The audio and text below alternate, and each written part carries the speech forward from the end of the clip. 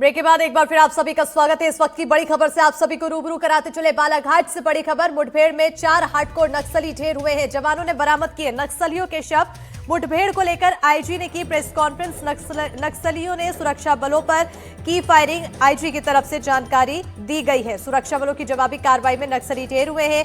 3 महिला नक्सली समेत 4 नक्सली ढेर हुए हैं। ये प्रेस कॉन्फ्रेंस के दौरान जानकारी दी गई है। इसके अलावा बताया गया कि नक्सलियों से ग्रेनेड लॉन्चर, एसएलआर बरामद किया गया है। गोला बारूद और वॉकी टॉकी भी बरामद किया गया। तो बालाघाट जिले में सुरक्षा बल के जवानों ने बड़ी कार्रवाई को अंजाम दिया।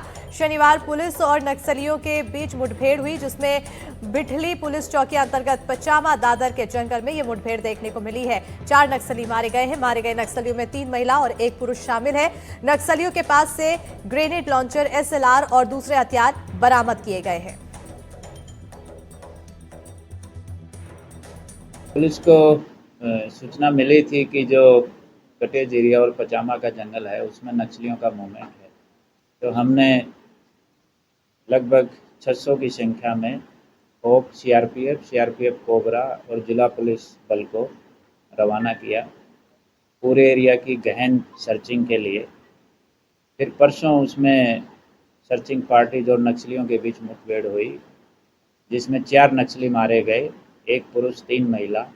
सभी एसीएम रैंक के हैं और उनके ऊपर टोटल जो इनाम है वो 56 लाख का है। काफ़ी ऑटोमेटिक वेपन जैसे एसएलआर जब्त हुआ, ग्रेनेड लॉन्चर, 315 बोर की 2 राइफल, 1 अन्य राइफल, काफ़ी मात्रा में एमुनिशन बरामद हुआ और भी बहुत सारा वॉकी टॉकी, आईईडी बनाने का सामान, डेटोनेटर, लिटरेचर और काफ़ी जो दैनिक यूज की चीज़ें हैं वो काफ़ी मात्रा में हमें मिली। और इसी पर ज्यादा जानकारी के साथ बालाघाट सहयोगी रुपेश श्रीवास्तव जुड़ चुके हैं और साथ ही साथ सहयोगी अजय शर्मा हमारे साथ जुड़ चुके हैं। सीधा रुख करेंगे दोनों सहयोगी की ओर। सबसे पहले रुपेश, आपकी ओर आना चाहूंगी, अपडेट जानूंगी। जी हाँ, देखिए, जो परसों नक्सली मुठभेड़ हुई उसमें 3 हार्डकोर महिला नक्सली एवं 1 पुरुष जो रवि नामक है, और ये रॉकेट लॉन्चर चलाने में एक्सपर्ट माना जाता है। जैसा कि बालाघाट आईजी ने बताया कि ये जो चारों नक्सली थे ये 14 लाख के इनामी नक्सली थे। क्योंकि जब कुछ हार्डकोर नक्सली पकड़ाए जाते हैं, बड़े रैंक के नक्सली मारे जाते हैं, इनके पास से देखा जाता है कि जैसे वेपन्स, अत्याधुनिक वेपन्स पाए गए और इन्हीं के चलते ये जो इनामी नक्सली हैं ये मारे गए। बिल्कुल, तो ये इनामी नक्सली मारे गए हैं। अजय, आपकी ओर आना चाहूंगी, क्योंकि मध्य प्रदेश से नक्सलियों का लगभग खात्मा माना जाता है और ऐसे में छत्तीसगढ़ में एक तरफ नक्सल मुक्त अभियान चलाया जा रहा है, तो क्या ये माना जाए कि मध्य प्रदेश की ओर पलायन कर रहे हैं?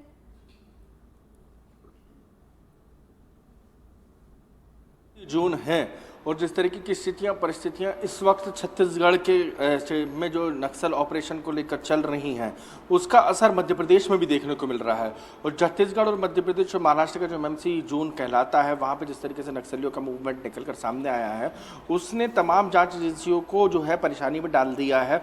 और लगातार नक्सलियों के मूवमेंट ना सिर्फ हो रहे थे उस इलाके में, पचामा दादर का जो जंगल है वहाँ पर सबसे ज़्यादा नक्सलियों की संख्या पाई गई थी। इसके पहले मोती नाला क्षेत्र में भी नक्सली जो है दिखाई दिए थे, उनके मूवमेंट की जानकारी मिली थी, लेकिन कोई बहुत ज़्यादा जब तक फोर्स पहुंचती थी, बेहद घना जंगल, तब तक नक्सली वहां से रफू चक्कर हो जाया करते थे।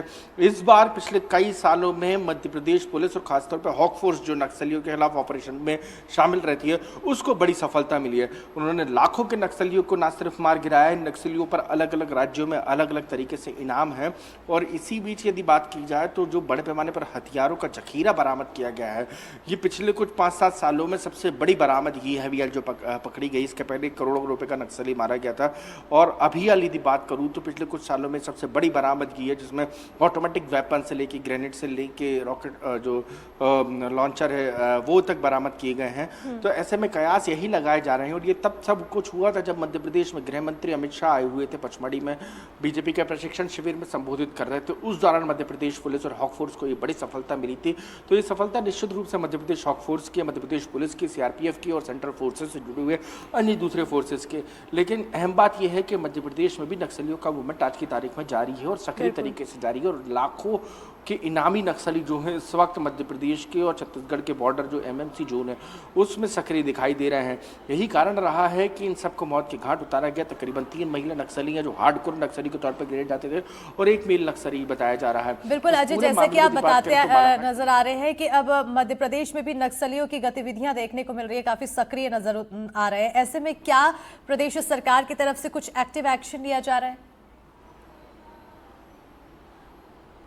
देखिए, एक्टिवली मध्य प्रदेश सरकार ने पिछले दिनों एक अलग फोर्सेस के लिए फंड्स के लिए सेंट्रल गवर्नमेंट के सामने बात कही थी और कहा था कि मध्य प्रदेश के कई इलाकों में भी नक्सली जो मूवमेंट है उसका इंटेलिजेंस इनपुट है। यही कारण रहा कि लगातार मध्य प्रदेश के हॉक फोर्स ने इंटीरियर जंगल में, घने जंगल में जैसे ही उनको इनपुट मिला तलाशी अभियान तेज की और उसी के बाद नक्सलियों ने फायरिंग शुरू की। ताबड़तोड़ नक्सलियों की फायरिंग के बाद मध्य प्रदेश के हॉक फोर्स के जवानों ने इसका ताबड़तोड़ जवाब देते हुए जवाबी कार्रवाई में 3 महिला नक्सलियों को मार और एक पुरुष नक्सली को, जिनके ऊपर लाखों रुपए का इनाम घोषित था। यदि बात की जाए नक्सल मूवमेंट को लेकर तो पिछले कुछ अरसे में बहुत छोटे से क्षेत्र में सब कुछ सीमित हुआ है, खासतौर पर मोती नाला और दादरी का जो इलाका है वहाँ पर, पचामा दादरी का जो इलाका है वहाँ और आसपास के इलाके में जैसे जैसे फोर्स आगे बढ़ती है वैसे वैसे नक्सलियों के लिए परेशानी का कारण है। इन सब क्षेत्रों के घने जंगल होने के साथ साथ इनकी कनेक्टिविटी को बेहतर किया जा रहा है ताकि ऑपरेशन तेज की जाए आने वाले समय में। लिहाजा मध्य प्रदेश सरकार सेंट्रल गवर्नमेंट की कोलैबोरेशन से इस ऑपरेशन को और तेज करेगी आने वाले समय में और कई बड़े और नक्सली जो है घिरते नजर आएंगे इस नक्सल विरोधी ऑपरेशन। बड़े और नक्सली यहाँ पर अब उनके लिए खतरा जरूर देखने को मिलेगा आने वाले समय में। रूपेश, अगर करंट स्थिति जांची जाए बालाघाट की नक्सलियों से जुड़ी हुई तो क्या है?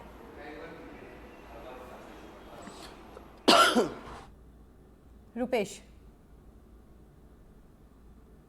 जी देखिए, जैसा मैं आपको बताऊं कि ये मध्य प्रदेश, छत्तीसगढ़ और जो महाराष्ट्र की बॉर्डर है, गोंदिया जिला, राजनांदगांव जिला और बालाघाट जिला, जब तक तीनों ज्वाइंट ऑपरेशन नहीं किया जाएगा, क्या होता है जैसे देखा जाता है छत्तीसगढ़ में अपराध करने के बाद नक्सली मध्य प्रदेश में आते हैं और मध्य प्रदेश से महाराष्ट्र की सीमा की तरफ। बिल्कुल, तो कहीं ना कहीं यहाँ पर ज्वाइंट ऑपरेशन की जरूरत है और अब आने वाले समय में नक्सलियों के लिए भी खैर नहीं होने वाली है प्रदेश में। बहरहाल बहुत शुक्रिया अजय तमाम जानकारी देने के लिए। रूपेश, तमाम जानकारी देने के लिए। इसी के साथ इस बुलेटिन में फिलहाल इतना ही।